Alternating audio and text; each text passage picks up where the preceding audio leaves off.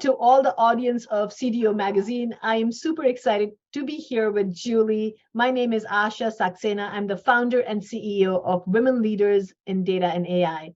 And what a great time of the year to really celebrate the Women's History Month in March. Julia, a dear friend, someone I look up to, a great leader in data and AI. Julia Bardmesser, digital transformation executive, board member, and advisor. She's worked with major financial services companies, most recently with Voya Financials. She's also worked with Citibank, Freddie Mac, Thomson Financial, Bear Stearns, Bloomberg. I can keep going on, but just an amazing career in data. And Julie, I'm so honored that you are the founding member of Women Leaders in Data and AI. And I want to start our conversation about both our passion. I still remember the conversation we were having in New York City when we were having coffee for the first time, and we spoke about, having spent this much time in the corporate world, how we're going to pay forward. We were talking about teaching, and and then suddenly when I formed Women Leaders in Data and AI, you were right there. You jumped in, came in, and you said you wanted to make an impact. So talk to me a little bit about, first of all, your background, and then why is this cause important to you? So thank you, Asha. It's wonderful to have a conversation with you as always. Let's talk about women in leadership positions. So I come to it from an interesting perspective. As pretty much anybody who's listening to me understands, I was not born in this country. I came here when in my early 20s, and I left, it was still Soviet Union. So I grew up in a family where my grandmother was a very well-known scientist and a leader of a large research team in one of the most respected research institutes in Kiev. So she was a material scientist. She had her PhD, she had her doctorate, she was teaching people, she was bringing together PhD students and being an advisor to PhD students. So I never had in my mind that for some reason it's a question whether or not women could be scientists, that women could be in STEM, that women could be leaders in science and technology. I never questioned that. It never showed up in my brain as a question. My mom was also a professional in material science, very similar to my grandmother. So imagine my surprise when I come here and I start working in a technology company in Bloomberg, and I'm one of maybe 5 women developers. And somehow, and additionally, I was in my 20s, I was just trying to survive basically in the new country, figure out how to live here. So I was somewhat oblivious to that fact. So I was kind of like, yeah, why are there only 2 women? But I didn't spend a lot of time thinking about it because I had to figure out how to actually work and be a programmer and deliver code and just, continue making money and continue working. So as my career developed and I went high and, in the more management and responsible roles, what I realized that I'm very often the only woman in the room, especially if I'm with the senior people in the room. So if I'm with programmers or with business analysts, there could be one more woman. If I go into any type of senior manager meeting, till very, very recently, till my time at Voya, actually, because Voya is pretty good, very often I was the only woman in the room. And Asha, when you and I spoke, it started crystallizing a lot more in my head. So what do we need to do for it not to be a question? Why is it even a question? Can women do something? Of course, right? Why is it even a question? So that's where I want to get to. I don't want it to be, oh, she's a woman. That's kind of interesting. Why she's a technology executive? Because it doesn't matter. So that's where I'm coming from. Asha, where did you come from? I know that you've been an entrepreneur, you've done multiple successful technology businesses. So wasn't question in your mind either, right? Yeah, and you know what? I think that's why we connected so well. And I feel like we've really bonded over our values so much. We met, do you remember we met at that Columbia University panel where we were both sitting? I think we were the only 2 women on the panel. And we looked at each other and we kind of stuck together after that. Well, you remember the funny point there was you said, make sure you sit under your name so people can tell who you are. And I looked like, I don't think they're going to have a problem with me. That's exactly. You know? So anyway, yes. So for me, I started my career as an engineer. I mean, I went to school, undergrad and grad, for computer science, and I thought I was going to have a traditional career, be an engineer, go to work, and stick with my technical field. But what happened was, when I became an engineer and I worked for a consulting firm, and Merrill Lynch was my account, very quickly my boss came to me and said, "You need to be a P&L, responsible for the P&L." And became an engagement manager. And we grew that account from 2 people to 80 people. And I very quickly was not only an engineer, but really started understanding business. And my career transformed from being a engineer to an entrepreneur very quickly, where I landed up building a large data management consulting firm. Now, fast forward, during pandemic, I'm looking and reflecting back, because during the pandemic was the time when you were really thinking about your life, because you had people around you who were either had COVID or got impacted by COVID in a negative way.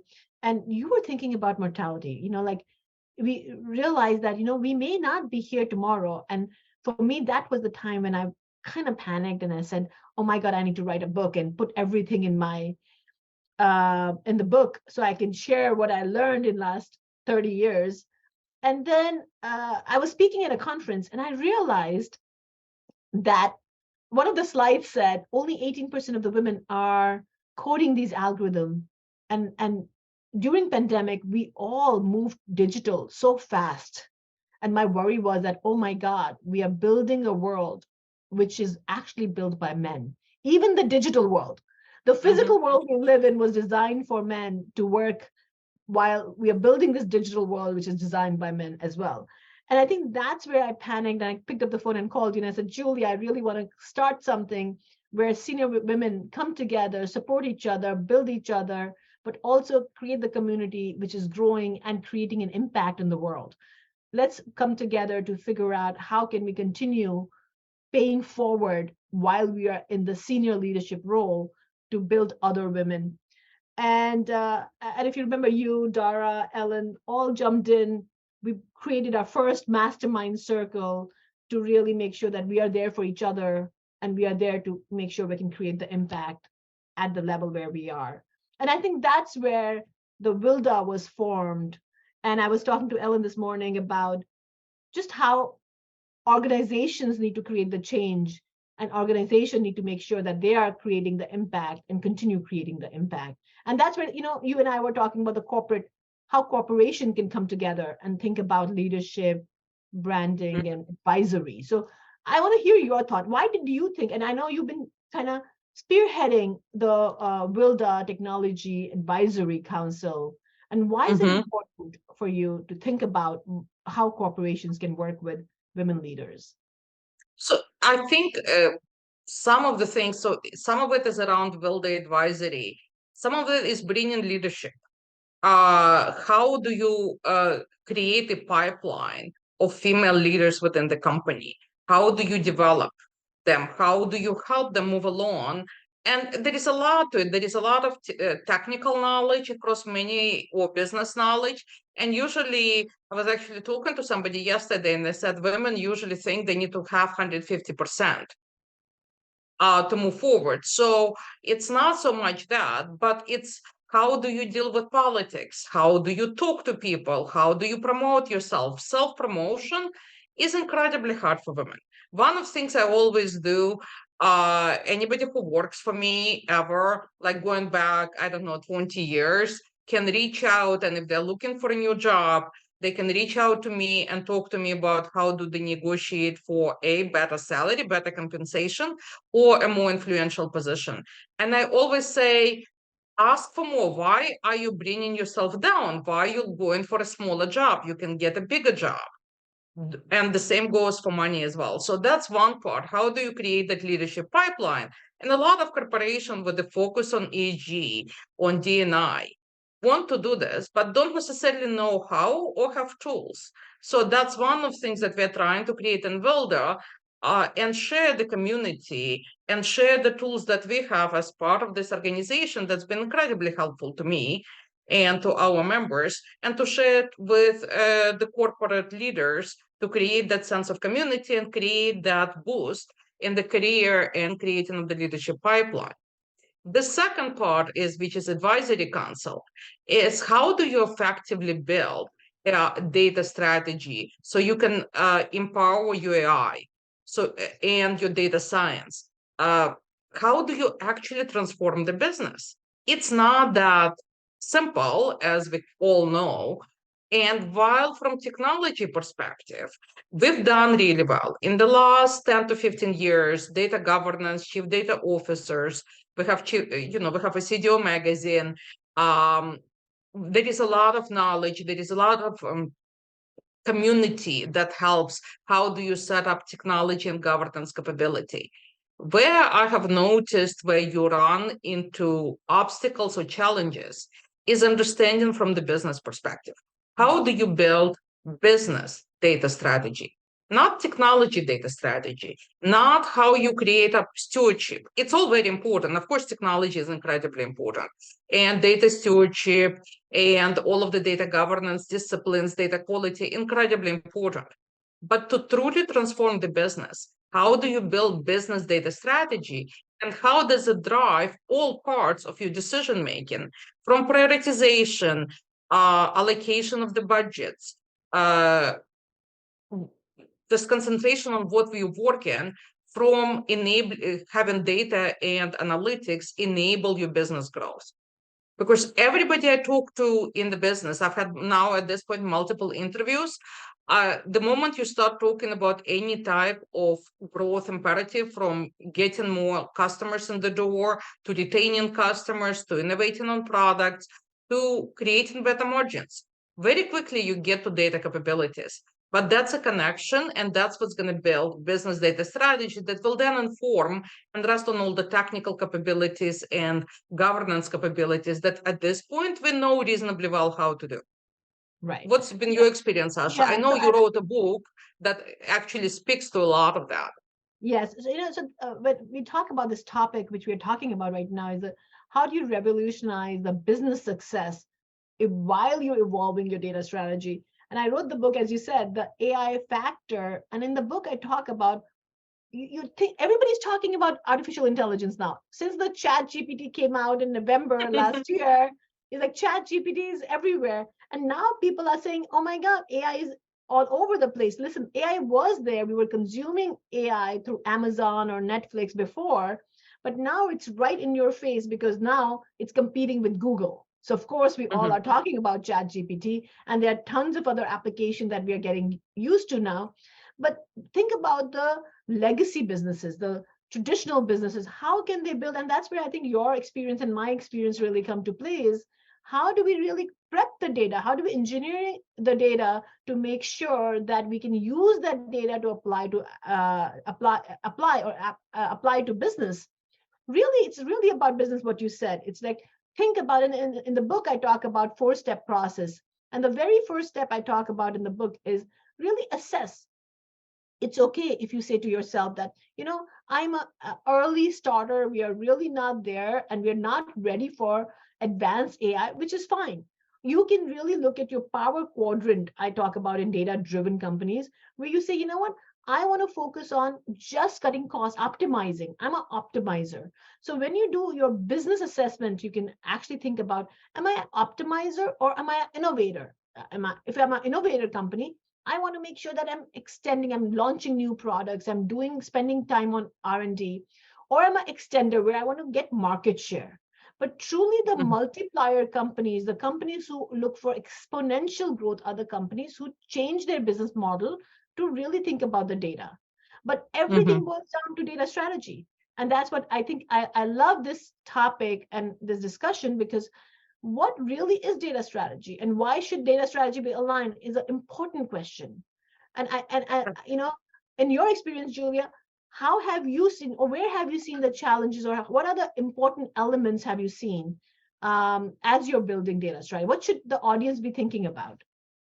So I think one of the important challenges that I have seen in my experience is how do you connect business imperative of, let's say, bringing more customers to underlying data capabilities. So any business executive you talk to at the moment would say, absolutely, data is key for our companies, analytics is key for our company, for our strategy, or for how we grow. Where you have a breakdown quite often, as you said, in the more traditional companies that did not grow up digitally, what you usually have is imperative around share earnings growth. And that creates pressure on how much money you can invest in new capabilities. And you have a lot of requirements and a lot of need for technology and business analysis resources to build whatever it is that you need to move your product forward. You promise something to the customers, you need to build some operational processes. So how do you prioritize data capabilities against your day-to-day support of the business or improving your website? Right. And those things are often in conflict. And data capabilities, it's not an immediate payoff. It's actually not that easy to explain to a business executive what's the immediate payoff for master data management. It's a complicated one. You can have some examples from Google, but example from Google you understand in abstract.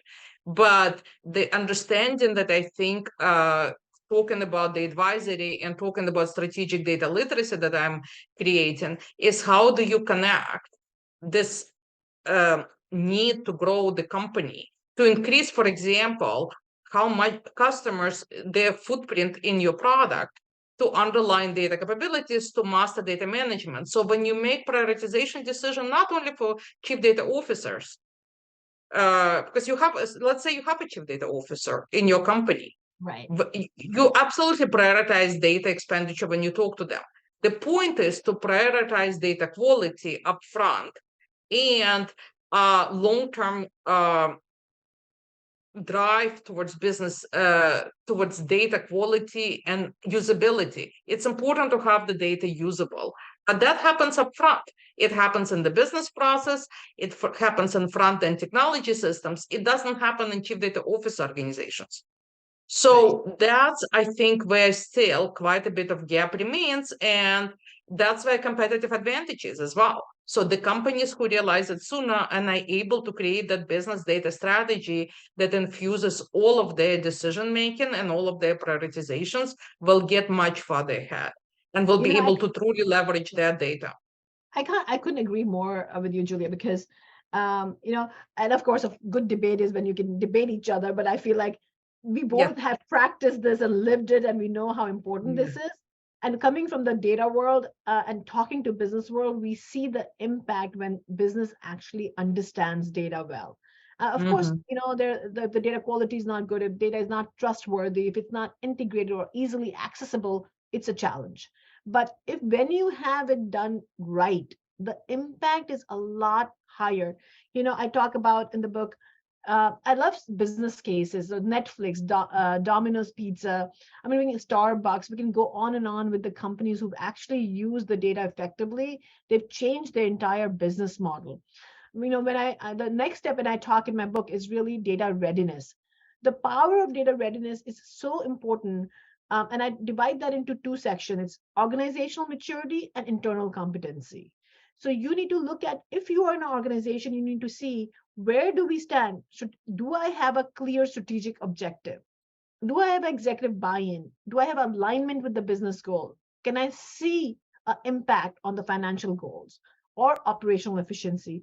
And then what you mentioned, the data management piece, accessibility, security, quality, governance is critical. And a lot of times these initiatives fail, which I've seen, being a consultant, is that when you don't have alignment, when everybody is either hoarding the data, don't want to share the data, or they don't want to even own MDM. They'll say the governance is yours or mine, or who owns it, nobody really knows. And so a lot of times it kind of fall through the gap. I know you're smiling because you know exactly what I'm talking about. And then go ahead. No, yeah, I was just going to say one of the things I used to say when I would interview for new job is the executive support. I'm going to change that. And that's one of the things I'm trying to set up again from Technology Advisory Council and my own advisory business that I'm trying to develop is the executive understanding.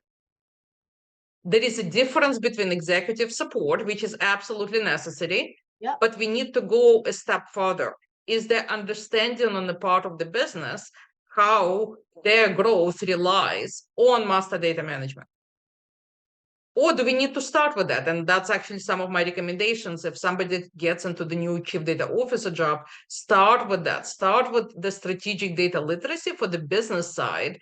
So that understanding, that connection happens in their brains between the business growth or efficiency or margin or improving of the margins to underlying data capabilities. And then you have decision making across the entire company, not only when you are talking to your chief data officer or chief data analytics officer.